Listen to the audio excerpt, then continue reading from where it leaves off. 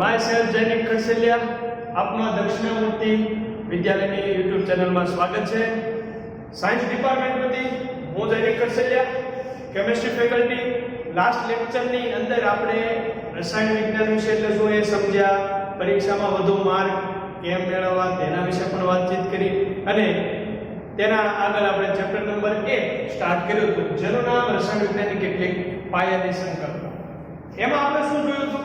તો એમાં જોયું હતું કે રસાયણિક વિજ્ઞાનનું અગત્ય શું છે, શા માટે આપણે આનો અભ્યાસ કરવો જોઈએ. પછી શું જોયું હતું કે દ્રવ્ય, જે તમે પરિચિત હતા કે ઘન હોય, પ્રવાહી હોય, વાયુ હોય. તો આ આપણે જે વર્ગીકરણ જોયું હતું તે કેના આધારે? તો ભૌતિક અવસ્થાને આધારે આપણે વર્ગીકરણ જોયું હતું. હવે આપણે જોવું છે કે આ દ્રવ્યનું વર્ગીકરણ જે છે તેની જે સ્થિતિ જે છે, ઘન હોય, પ્રવાહી હોય, એની આગળ એનું વર્ગીકરણ થઈ શકે મિત્રો. જે આ દ્રવ્ય જે છે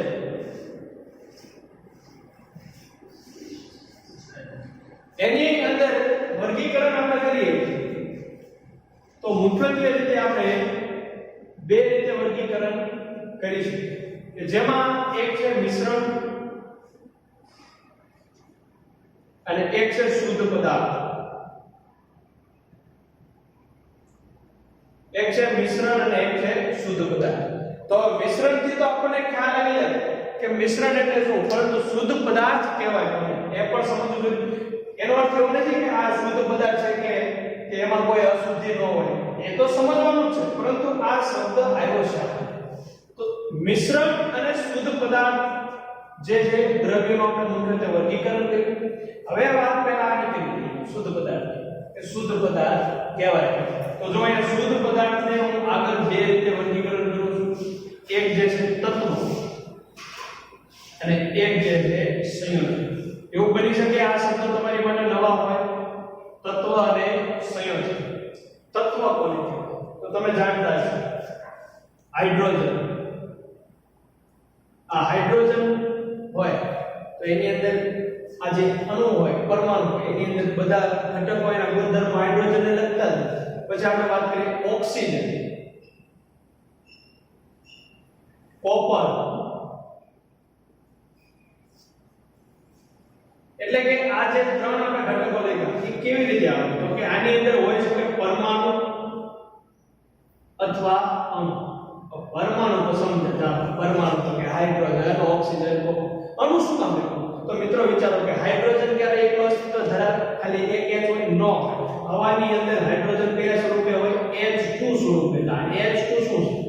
અણુ છે. ઓક્સિજન કયા સ્વરૂપે હોય? તો ઓક્સિજન હોય O2 સ્વરૂપે. એટલે કે આ થઈ ગયું તત્વ. તત્વ જે છે શુદ્ધ પદાર્થ. શુદ્ધ પદાર્થ કોને કહેવાય? કે જે પણ પદાર્થ છે તેની અંદર જે પણ ઘટકો છે એ એક જ સરખો ગુણધર્મ ધરાવે છે, એને શું કહીશું આપણે? તત્વ કહીશું. શું કહીશું? તત્વ. અને આ તત્વ કેવા આવે? શુદ્ધ પદાર્થની અંદર આવે. હાઇડ્રોજન હોય, ઓક્સિજન હોય, કોપર હોય, કાર્બન હોય, હિલિયમ હોય. તો આ બધા જે છે શું તત્વ છે? કોના આવે? પરમાણુ અથવા અણુ. શા માટે H2 સ્વરૂપે હોય? આ શા માટે O2 સ્વરૂપે હોય? વાત થઈ ગઈ તત્વ. હજી આપણે કંઈક સાંભળ્યું છે કે CO2. સાંભળ્યું છે કે મિત્રો? સાંભળ્યું છે. અથવા તમે સાંભળ્યું છે H2O. બોલો, સાંભળ્યું છે કે સાંભળ્યું છે? CO2 H2O. આ બે વસ્તુ હજી એક કહી દો. ચાલો O3. સાંભળ્યું છે કે નહીં? સાંભળ્યું છે. CO2 શું છે? તો વિચારો, અહીંયા કાર્બન છે અને બે ઓક્સિજન પરમાણુ. આ CO2. H2 ઓક્સિજન જે છે અને બીજો પરમાણુ, બે પરમાણુ કોણ છે? હાઇડ્રોજન છે. એટલે O3 ત્રણેય પરમાણુ કોણ છે? ઓક્સિજન છે. ત્રણેય પરમાણુ કોણ છે? ઓક્સિજન. તો મિત્રો અહીંયા જો, અહીંયા તો ખાલી એક હાઇડ્રોજન હતું, અહીંયા ખાલી એક ઓક્સિજન હતું, અહીંયા ખાલી એક કોપર હતું. એટલે કે પરમાણુ અથવા અણુ જ હતું. પરંતુ અહીંયા મને કાર્બન દેખાય છે, ઓક્સિજન દેખાય છે. એટલે કે CO2 કે જેની અંદર એક કાર્બન પરમાણુ અને બે ઓક્સિજન પરમાણુ. એટલે આ શું થયું? કે ત્રણેય ભેગા થઈ ગયા. શું થઈ ગયું? ત્રણેય ભેગા થઈ ગયા. એટલે હવે તમે વિચારો, હવે શું થાય? કાર્બનના જે ગુણધર્મો હતા એ એકલા રહેશે નહીં, ઓક્સિજન આવી ગયું એમ કે છે નહીં મારે તો મારા ગુણધર્મ જ રાખવા છે. તો પછી આ ત્રણેય ભેગા થઈને નવી બેઠક કરે નવા નિયમો બનાવે એનો અર્થ શું કે નવા નિયમો આવે એટલે જે પહેલા કાર્બનના ગુણધર્મ હતા એ શું થવાના બદલાઈ ઓક્સિજનના ગુણધર્મ જે છે તો છે સંયોજનમાં આવ્યા એટલે હવે એના શું થાય ગુણધર્મો બદલાય એટલે કે સંયોજનમાં મૂળ તત્વના ગુણધર્મો બદલાશે. શું થશે? મૂળ તત્વના ગુણધર્મો. એટલે કે તમને શું કહેવા માંગુ છું ધ્યાન આપો કે અહીંયા જો H2O એટલે કે બે હાઇડ્રોજન પરમાણુ એક ઓક્સિજન પરમાણુ. તો હું સેપરેટલી રીતે વાત કરું તો કે એક હાઇડ્રોજન એટલે કે H2 હોય તો O2 હોય તો વિચારો કે હાઇડ્રોજનનો ગુણધર્મ શું છે? હાઇડ્રોજન હોય ને થોડું ઘણું એને આગ મળે અથવા દહનનો કોઈ પણ ઘટકના સંપર્કમાં આવે ઉષ્માના સંપર્કમાં ધડાકા સાથે સળગશે મિત્રો ધડાકો વિના છે. ઓક્સિજન દહન માટે જરૂરી છે ઓક્સિજન જ છે.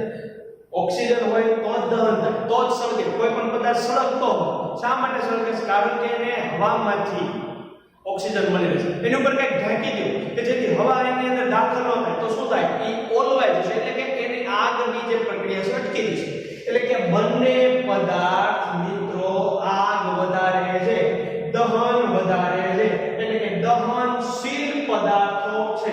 પરંતુ જો મિત્રો આ બે ભેગા થઈ જાય શું થઈ જાય? આ બે ભેગા થઈ જાય અને તત્વમાંથી જો સંયોજન બનાવી નાખે તો H2O એટલે શું થયું મિત્રો? તો કે થયું પાણી. પાણીનો ઉપયોગ ક્યાં થાય?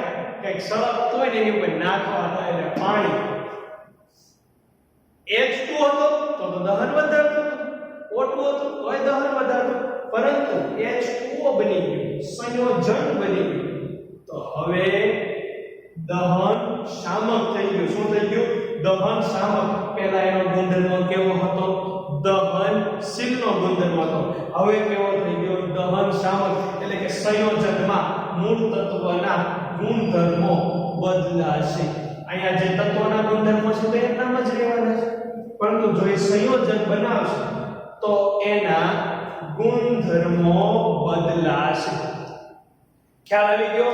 એ રીતે O3 ઓઝોન જેમાં 3 ઓક્સિજન કેવી રીતે જોડાના હોય કેવા બંધ હોય એ આપણે રાસાયણિક બંધનની અંદર શીખવાના છે.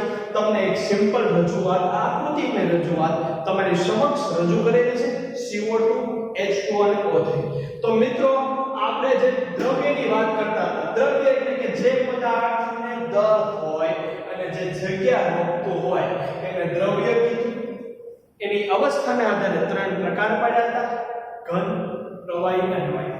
હવે આપણે વાત કરીએ એના ગુણધર્મોને ધ્યાનમાં લે એના બીજા પ્રકારોને ધ્યાનમાં લીધા તો દ્રવ્યને મુખ્યત્વે 2 પ્રકાર વર્ગીકૃત કરી શકાય: મિશ્રણ અને શુદ્ધ પદાર્થ. શુદ્ધ પદાર્થ આવે એટલે આપણને યાદ આવી જવું પડે કે શુદ્ધ એટલે કે કોઈ બીજું નથી એમ વિચારવાનું કે પ્યોર એટલે કેવી રીતે પ્યોર? તો આપણે બોલ્યા પ્યોર ને શુદ્ધ બે તો એક જ છે એમ. હું એવું કહેવા માંગુ છું એક તો યાદ રાખવું પડે તત્વ કે જે પોતે સ્વતંત્ર અસ્તિત્વ ધરાવે, હાઇડ્રોજન હોય, ઓક્સિજન હોય, H2 ભલે સ્વરૂપે હોય, O2 સ્વરૂપે હોય, કોપર હોય, તો આ થઈ ગયું શુદ્ધ પદાર્થ. અને બીજું યાદ રાખવું પડે કે આ તત્વો ભેગા થઈને જે બનાવે તે શું બનાવે? સંયોજન બનાવે, જેની અંદર ચોક્કસ માત્રામાં તત્વો ગોઠવાયેલા હોય. જો કાર્બન 1, ઓક્સિજન 2, ચોક્કસ છે. H2O હાઇડ્રોજન 2, ઓક્સિજનનો એક જ પરમાણુ. O3 ઓક્સિજનના 3 પરમાણુ ચોક્કસ માત્રાની અંદર થઈ ગયા મિત્રો. તો આ થયું દ્રવ્યનું એક વર્ગીકરણ જેને આપણે કીધું શુદ્ધ પદાર્થ. હવે આપણે જોવું છે મિશ્રણ. આ ખાસ સમજો મિત્રો, આ ખાસ સમજો. અહીંયાથી પ્રશ્ન પણ તમને એવા આવવાના છે. કેવા આવશે કે આપણે મિશ્રણનો પોઈન્ટ સમજ્યા બાદ આપણે જોઈ લઈએ.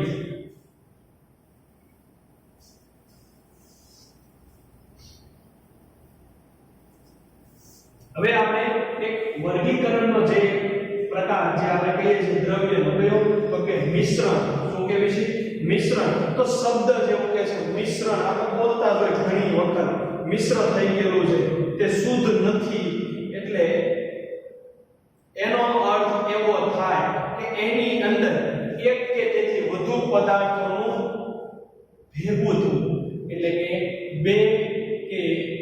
તેથી વધુ પદાર્થો, 2 કે તેથી વધુ પદાર્થો ભેગા મળીને જે મિશ્ર થાય, પદાર્થો મિશ્ર થાય તેને મિશ્રણ કહે છે. તો આની અંદર કયા 2 પદાર્થો કે કયા 3 પદાર્થો? તો શુદ્ધ પદાર્થ ભલે ભેગા થાય શું કહેવાય? મિશ્રણ. એના ઉદાહરણ તરીકે હું તમને એમ કહું, ઉદાહરણ તરીકે આપણે વાત કરીએ તો ઉદાહરણમાં આપણે કહી શકીએ કે ખાંડ અને પ્લસ પાણી કરીએ. ખાંડ પ્લસ પાણીનું મિશ્રણ થઈ ગયું કે નહીં? ખાંડ પ્લસ પાણીનું મિશ્રણ. મીઠું પ્લસ પાણી. સિમ્પલ ઉદાહરણ સાથે સમજીએ છીએ મિત્રો. મીઠું પ્લસ પાણી, ગ્લુકોઝ પ્લસ પાણી.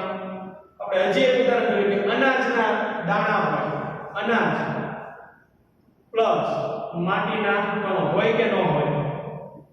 અનાજ પ્લસ માટીના કણો. તો આ જે આપણે વાત કરી તે કેની વાત કરી? તો કે મિશ્રણની વાત કરી. મિશ્રણ કોને કહેવાય? તો કે 2 કે તેથી વધુ પદાર્થો મિશ્ર થાય અથવા ભેગા થાય અને જે એક નવું કંઈક સંયોજન જેવું કહું છું એવું કંઈક બનાવે તેને કહેવાય મિશ્રણ કહેવાય. તેને શું કહેવાય? મિશ્રણ કહેવાય. હવે મને વાત કરવી છે આ મિશ્રણના બીજા 2 પ્રકારની. મિશ્રણના બીજા 2 પ્રકારની જે મારે વાત કરવી છે એની અંદર શું હશે? જો ખાસ ધ્યાન આપજો, ભૂલ ક્યાં પડે છે હું તમને અગાઉથી કહું છું. મિશ્રણ સમજે છે વિદ્યાર્થીઓ, ખાંડ પ્લસ પાણી, પરંતુ આની અંદર અમારે વર્ગીકરણ કરવું છે. આની અંદર તો એનું વર્ગીકરણ કરવા માટે ખાસ ધ્યાન આપજો. એક વર્ગીકરણ આપણે કરીએ છીએ કે જેને કહેવાય સમાંગ મિશ્રણ. જેને શું કહેવાય? સમાંગ મિશ્રણ. અને એક વર્ગીકરણ આપણે કરવું છે મિત્રો વિસમાંગ મિશ્રણ. વિસમાંગ મિશ્રણ. શું કરવું છે? વિસમાંગ મિશ્રણ. હવે જો તમે એમ થાય કે આ તો સિમ્પલ વસ્તુઓ છે બધી, પરંતુ ધ્યાન રાખો સિમ્પલ છે, ભૂલ પડે છે. મિશ્રણ 2 કે તેથી વધુ પદાર્થો મિશ્રણ થાય ત્યારે તેને મિશ્રણ કહેવાય. હવે અહીંયા વાત કરી સમાંગ મિશ્રણ અને વિસમાંગ મિશ્રણ મિત્રો. તો મારે એક ઉદાહરણ દેવું છે તમને, જેનાથી તમને ખ્યાલ આવી જશે કે શું કહેવા માંગે છે. જો આપણે એક કામ કરીએ, 2 બીકર અથવા 2 સરખા પાત્ર લો. તમે એવી જ રીતે કયા પાત્ર લો. એક જ ઉદાહરણથી તમને ખ્યાલ આવી જશે કે આ બંનેની અંદર તફાવત શું છે. આની અંદર આપણે શું કરીએ? પાણી લઈએ.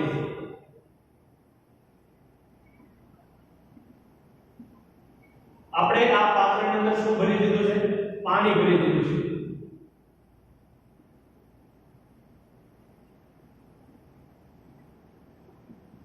આ પાત્રની અંદર આપણે શું ભરી દીધું છે? તો કે પાણી ભરી દીધું છે. પાણી તો ભરી એટલે હું અહીં લખી નાખું છું. ચાલો પાણી અને આ લખીને હવે એક કામ કરીએ. આની અંદર અને આની અંદર બંનેની અંદર હું જુદા જુદા પદાર્થો ઉમેરું છું. આની અંદર હું ઉમેરું છું ખાંડ. શું ઉમેરું છું? ખાંડ. અને આની અંદર હું ઉમેરું છું રેતી. શું ઉમેર્યું છે આપણે? રેતી. પાણી પ્લસ રેતી. હવે જો બંનેમાં શું થવાનું છે? મજા આવશે. જોજો સમાંગ મિશ્રણ અને વિસમાંગ મિશ્રણને આપણે સમજી રહ્યા છીએ. પાણી પ્લસ ખાંડ હલાવી નાખો, ખૂબ હલાવી નાખો. આને પણ એટલું હલાવી નાખો. થોડોક સમય સ્થિર થવા દો. હવે હું એક તમને પ્રેક્ટિકલી વસ્તુ સમજાવું. એક આ બિંદુ, એક અહીંયાથી લઈ અને એક અહીંયાથી લઈ. આ 3 બિંદુઓને હું તમને ઝૂમ કરી દઉં. જો આવી ગઈ છે ટેકનોલોજી લેવી, ઝૂમ કરી દઈએ. એવી રીતે આ બિંદુને પણ હું અહીંયા તમને ઝૂમ કરી દઉં. અને એવી રીતે માની લો કે આપણે આ બિંદુને પણ શું કરી દીધું? ઝૂમ કરી દીધું. બરોબર? એવી રીતે 3 સેમ્પલ અહીંયાથી પણ મારી લેવા. 1 2 અને 3. અને ઝૂમ કરી દીધું. એવી રીતે આને પણ ઝૂમ કરી દીધું. અહીંયા પણ ઝૂમ કરી દીધું.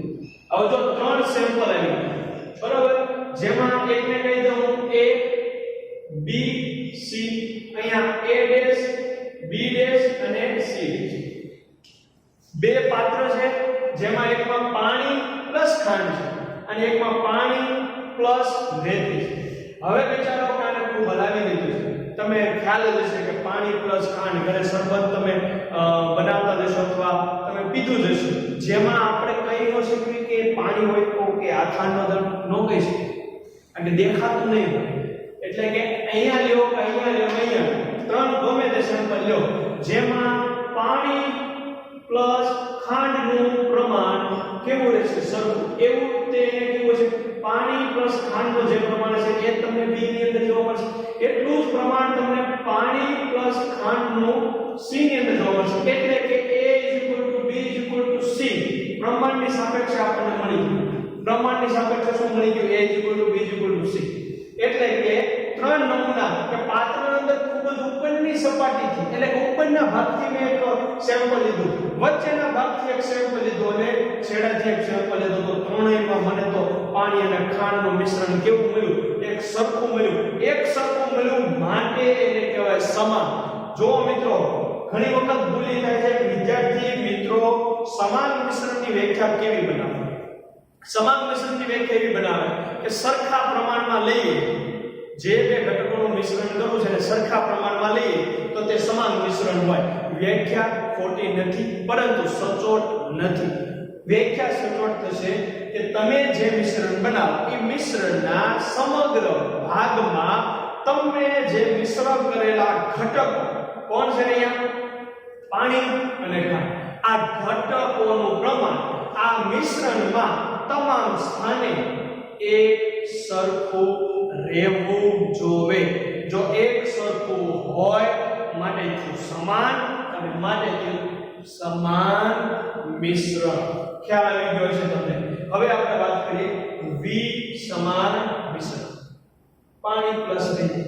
તો વિચાર, પાણીમાં રેતીના શું? રેતીનો ઢગલો જે છે, રેતીના કણો જે છે એ નીચે બેસી જાય. ક્યાં બેસી જશે? નીચે. શું કામ કે તે પાણીમાં ઓગળવાના, પરંતુ હલકા કણો મિત્રો એ થોડા ઘણા અહીંયા છે. હવે હું આના સેમ્પલ લીધા મેં A ડેશ B ડેશ અને C ડેશ. એની અંદર હું વાત કરું કે પાણી પ્લસ રેતી, પાણી પ્લસ રેતી અને અહીંયા પણ પાણી પ્લસ રેતી. તો એવું જરૂરી નથી કે બધી જગ્યાએ એક સરખું મળે.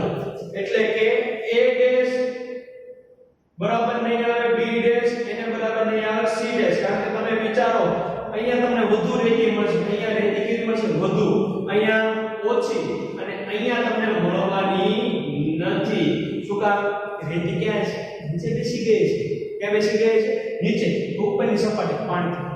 તમે જો પાણી વહેતું હોય તો તમને ઉપરનો ભાગ કેવો હોય? ક્લીન. પરંતુ જે કણો છે એ બધા કેવા હોય? નીચે. શું કામ? એ ભારે છે. સપાટીના તળિયે બેસી ગયા, પાત્રના તળિયે બેસી ગયા છે. એટલે આ હવે તમે એમ કહો કે જેટલું પાણી લીધું તો એટલું જ મેં રેતી લીધી તો સમાન થયું. ખોટું છે. એટલે જ મેં હમણાં કીધું તે વ્યાખ્યા કેવી થાય? ખોટી થાય. સરખું એવું કઈ નથી. એક જ વસ્તુ સમજો કે મિશ્રણના સમગ્ર ભાગમાં ઘટકોનું પ્રમાણ એક સરખું મળવું જોઈએ. પછી માની લો પાણી વધુ મળતું હોય અને રેતી ઓછી મળતી તો અહીંયા એટલું જ પાણી વધુ અને રેતી ઓછી, પાણી વધુ રેતી ઓછી જ મળવી જોઈએ. અહીંયા જેમ પાણી પ્લસ ખાંડનું જેટલું પ્રમાણ મળે છે એટલું જ અહીંયા મળે, એટલું જ અહીંયા મળે. બસ, બીજી કોઈ વાત નહીં. સરખું પ્રમાણ સમગ્ર સ્થાનમાં મને મળે તો એ થઈ ગયું પાણી અને ખાંડનું મિશ્રણ. તો આ હતું સમાન મિશ્રણ, આ હતું વિસમાન મિશ્રણ. તો અહીંયા મેં ચાર રેખા છે એનું વર્ગીકરણ કરવી. આપણે એનું શું કરીએ? વર્ગીકરણ કરીએ. તો વિચારો આની અંદર શું આવશે? તો આની અંદર આવશે ખાંડ પ્લસ પાણી. એવી જ રીતે અહીંયા લખવું હોય તો કે મીઠું પ્લસ પાણી. બરોબર છે? બે અહીંયા લખ્યા, એક અહીંયા લખી નાખીએ. અનાજ પ્લસ માટીના કણો. તો એ કેવા આવશે? વિસમાનની અંદર આવશે. બીજા ઉદાહરણ હમણાં તમને એક્ઝામ્પલ આવશે એટલે ખ્યાલ આવી જશે. ખાંડ પ્લસ પાણી. હવે ધ્યાન રાખજો, જો સમાન મિશ્રણ હોય તો એને બીજું શું કહેવાય? દ્રાવણ. એને શું કહેવાય? દ્રાવણ. પરંતુ વિસમાન મિશ્રણને દ્રાવણ કહેવાય નહીં. યાદ રાખજો, દ્રાવણ ઉપર ચોકડી મારી દીધી છે. દ્રાવણ કહેવાય નહીં. દ્રાવણ કોને કહેવાય? સમાન મિશ્રણને જ દ્રાવણ કહેવાય. વિસમાન મિશ્રણને દ્રાવણ કહેવાય નહીં. એટલે હું બોલું કે ખાંડ બનાવેલું દ્રાવણ, મીઠાનું પાણીમાં બનાવેલું દ્રાવણ. અને આ જે દ્રાવણ જે છે, દ્રાવણની અંદર બે ઘટકો હોય, દ્રાવ્ય પ્લસ દ્રાવક. જેનું પ્રમાણ વધુ તે દ્રાવક, જેનું પ્રમાણ ઓછું તે દ્રાવ્ય. આ ઓછું એટલે નીચેનો કરું છું, આ વધુ એટલે આને ઉપરેનો કરું છું. તો તમે વિચારો, ખાંડ અને પાણીનું દ્રાવણ કરીએ તો આપણે કેનું પ્રમાણ વધારે લઈએ? પાણી. માટે પાણી શું થઈ ગયું? દ્રાવક. ખાંડ શું થઈ ગયું? દ્રાવ્ય. તમને એમ થાય સમજાવું, જવા દો, કાંઈ વાંધો નહીં. આ ચેપ્ટર ધોરણ 12 ની અંદર બીજા નંબરનું ચેપ્ટર છે, એમાં આવવાનું છે. એના વિશે તો આપણે નકરી વાતચીત કરવાની. આ તો એક સિમ્પલ તમને સમજાવું છું. તો આપણે મિશ્રણના પણ વર્ગીકરણ કરી લીધું, સમાન મિશ્રણ અને વિસમાન મિશ્રણ. હવે તમને ક્યાંય ભૂલ નહીં પડે એવી મને ખાતરી છે. હવે મારે તમને એ કહેવું છે કે તમને એમ થાય છે આવા બધા પોઈન્ટ આપણે જોયા, પછી કોઈ MCQ આવે? મોસ્ટ ઓફ ધ રીતે MCQs આવતા નથી, પરંતુ જો આવશે તો તમને કેવા પ્રશ્નો પૂછી શકે એનું એક સિમ્પલ તમને હું MCQ સ્વરૂપે રજૂઆત જ કરી દઉં, એટલે તમને ખ્યાલ જ આવી જશે કે જો એના પ્રશ્નો પૂછાય તો કેવા પ્રશ્નો પૂછે છે.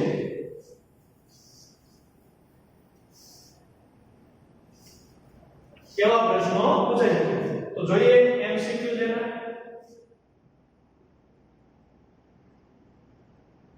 એમાં આપણે પહેલો MCQ લઈએ, નીચેના પૈકી ક્યુ, નીચેના પૈકી ક્યુ મિશ્રણ નથી. ચાલો આવો પ્રશ્ન, નીચેના પૈકી ક્યુ મિશ્રણ નથી. એના ઓપ્શન તમને આપી દઉં જેથી તમને જવાબ મેળવવામાં સરળતા રહેશે. એનો ઓપ્શન A કહી દઉં, એનો ઓપ્શન A કહી દઈએ આપણે, જે છે સિમેન્ટ. B કહી દઈએ આયોડીન યુક્ત મીઠું. C કહી દઈએ ઓઝોન. અને D કહી દઈએ વાયુ. ચાલો વિચારો શું હશે? નીચેના પૈકી કયું મિશ્રણ નથી? તો વિચારો, સિમેન્ટ, ઘણા ઘટકો ભેગા થઈને સિમેન્ટ બને. આયોડીન યુક્ત મીઠું, તો બોલવી છે આયોડીન અને મીઠું મિશ્રણ જ થયું ને. નથી કેવો પ્રશ્ન પૂછ્યો છે. વાયુ, વાયુ તો મિશ્રણ છે, હવામાં નાઇટ્રોજન ઓક્સિજન. અહીંયા તો આપણે શું જવાબ? ઓઝોન. શા માટે ઓઝોન? એટલે શું થાય? O3, જે શું છે? એક સંયોજન છે. શું છે? સંયોજન છે. તે મિશ્રણ નથી. એમ ન કહેતા ઓક્સિજન ઓક્સિજનનું મિશ્રણ નહીં, સંયોજન છે. શું છે? સંયોજન. એટલે આ બની ગયો આપણો જવાબ. હજી એક પ્રશ્ન લઈએ MCQ ની અંદર. MCQ ની અંદર આપણે હજી એક પ્રશ્ન લઈએ કે જેમાં નીચેના પૈકી ક્યુ વિસમાન મિશ્રણ છે. પ્રશ્ન શું કહે છે કે નીચેના પૈકી ક્યુ વિસમાન મિશ્રણ છે? જેનો ઓપ્શન A કહી દો પેટ્રોલ, B કહી દો કેરોસીન, આપણે કહી દઈએ C ની અંદર કહી દઈએ ખાંડનું દ્રાવણ, અને D કહી દો દૂધ. શું કહી દઈએ આપણે? દૂધ. તો આપણે એવું કહેવાનું છે કે કયું વિસમાન મિશ્રણ છે. વિસમાનની અંદર મિત્રો તમને જુદા જુદા લેયર જોવા મળવા જોઈએ. તો કે પેટ્રોલમાં એવું કઈ ન, કેરોસીનમાં એવું કઈ ન, ખાંડનું દ્રાવણ એ સમાન મિશ્રણ છે. આ ત્રણેય કેના ઉદાહરણ છે? તો કે સમાન મિશ્રણના ઉદાહરણ છે. આપણે જોવે છે વિસમાન મિશ્રણ તો દૂધ આવશે નો જવાબ. શું આવશે? દૂધ. શા માટે? ઘણી વખત તમે જોશો દૂધમાં પાણી ઉમેરો તો થોડોક એના બિંદુઓ જોવા મળે. શા માટે? વિસમાન સમગ્ર ભાગમાં ને ઉપરની તરફ આવી ગયા છે, માટે શું? દૂધ. પ્લસ હજી વિસમાનનું એક ઉદાહરણ આપો, પાણી પ્લસ તેલનું મિશ્રણ. પાણી પ્લસ તેલનું મિશ્રણ, આ કેનું ઉદાહરણ થાય? તો કે આ ઉદાહરણ થાય વિસમાન મિશ્રણનું ઉદાહરણ થાય. કેનું? વિસમાન મિશ્રણનું. એટલે હવે તમે જે પણ મિશ્રણ જોવો તો તમે આસાનીથી મિત્રો એને વર્ગીકૃત કરી શકશો કે વિસમાન કોને કહેવાય અને સમાન કોને કહેવાય. તો મિત્રો આ વાતચીત જે હતી, આ જે વાતચીત હતી કે જેની અંદર આપણે શું જોયું? મિશ્રણ વિશે જોયું. એના MCQs પણ જોયા કે નીચેના પૈકી પેલું વિસમાન મિશ્રણ છે. એના પછી એક્સ્ટ્રા ઉદાહરણ પણ જોયા કે સમાન કોને કહેવાય, વિસમાન કોને કહેવાય. તો આ સુધીનો આપણો આ લેક્ચર હતો. નેક્સ્ટ લેક્ચર ની અંદર આપણે આ જે દ્રવ્ય છે એના ગુણધર્મો અને એને માપવાની રીત વિશે જોશું. MCQs પણ મેં તમને આપ્યા છે, એક્ઝામ્પલ પણ તમને આપ્યા છે. આના સિવાય તમારે 5 એક્ઝામ્પલ બીજા લખવાના રહેશે જે તમારું હોમવર્ક બની જાય છે. અને બીજું કે તમે રોજિંદા જીવનમાં જે પણ પદાર્થો જોવો છો તો મનમાં વિચારો કે આ કોનું ઉદાહરણ છે, શુદ્ધ પદાર્થનું ઉદાહરણ છે, સંયોજનનું ઉદાહરણ છે, મિશ્રણમાં કયું સમાન મિશ્રણ છે, વિસમાન મિશ્રણ છે. માની લો આપણે કોકના ઘરે બેસવા જઈએ, અત્યારે પરિસ્થિતિ પ્રમાણે જવાય નહીં, પરંતુ માની લો જઈએ તો આપણે જોવાનું કે આપણને જે આપ્યું શરબત આપ્યું, શરબત કેમાં આવે મિત્રો? વિચાર, શરબતની અંદર શું હોય? પાણી, મીઠું, ખાંડ, લીંબુ. કેનું ઉદાહરણ થાય? કેનું ઉદાહરણ થાય? સાચું બોલ્યું. કેનું ઉદાહરણ થાય? સમાન મિશ્રણ. કારણ કે આપણે જોઈન્ટ નો કહી શકીએ જો આયરો ખાંડનો દાણો, જો આયરો લીંબુનું પ્રમાણ, જો આયરો મીઠું, ના, બધા ભળી ગયા છે, એક સરખા ભળી ગયા ને એટલે એક સરખું જ લાગવા માંડ્યું, માટે શું થઈ ગયું? સમાન મિશ્રણ. એટલે એક ભૂલ ન કરતા સમાન મિશ્રણ ને વિસમાન મિશ્રણની જે વ્યાખ્યા ખોટી તમારા મનમાં બંધાઈ ગઈ હોય કે સરખું પ્રમાણ લઈએ અને સમાન મિશ્રણ બનાવે, તે વ્યાખ્યા કેવી પડશે? ખોટી પડશે. આપણી વ્યાખ્યા શું છે કે સમગ્ર મિશ્રણમાં સમગ્ર સ્થાને એટલે કે મિશ્રણના તમામ સ્થાને જો જે મિશ્ર કરેલા ઘટકનું પ્રમાણ મને સરખું મળે, કેવું? સરખું મળે, તો તે સમાન, ન મળે એટલે વિસમાન. બસ આ જ ડેફિનેશન યાદ રાખવાની. તો આ હતો આજનો લેક્ચર. આ ચેનલને ફટાફટ રીતે સબસ્ક્રાઇબ કરી દો અને વિડિયોની અંદર મજા આવી છે માટે લાઈક પણ કરી દો. અને જે પણ વિદ્યાર્થી મિત્રો સાયન્સ લેવા માંગે છે, કેમિસ્ટ્રીનો ડર છે એને, તો આ લેક્ચર એને શેર કરી દો. મજા આવે છે આ લેક્ચરની અંદર. અને સિમ્પલ ઉદાહરણો જો કે રોજિંદા જીવનમાં આવતા એવા ઉદાહરણોથી આપણે પરિચિત થઈએ છીએ, એટલે કે આપણી આજુબાજુ હોય ને એને સમજીને કેમિસ્ટ્રી પણ આવડી જાય, એમાં કંઈ ખોટું નથી. તો નેક્સ્ટ લેક્ચરની અંદર આપણે એના એકમો વિશે વાતચીત કરીશું.